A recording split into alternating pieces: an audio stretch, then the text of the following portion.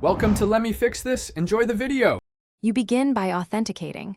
Register an app in Azure AD and record client ID, client secret, and tenant ID so you can request tokens. Once you choose the auth flow, client credentials for daemon apps versus delegated for user actions, request an OAuth token for scope, https://graph, Microsoft, com/default or SharePoint resource. Next, resolve the site context. Convert site path to site ID or use /sites/hostname, site relative path.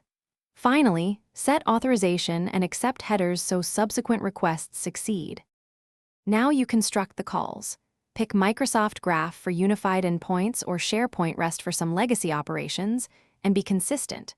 Create requests with the correct HTTP verb and include authorization, accept, application/JSON, and content type when sending JSON. For file uploads, choose the upload session for large files. For lists, use the list items and points with fields in the JSON body. Also handle paging via @OData. Next link, use batch requests to reduce round trips and respect e-tag headers to avoid write conflicts. To finish, validate each response and verify created resources appear in the site. If you receive transient 429 or 5xx errors, implement exponential backoff and retry logic.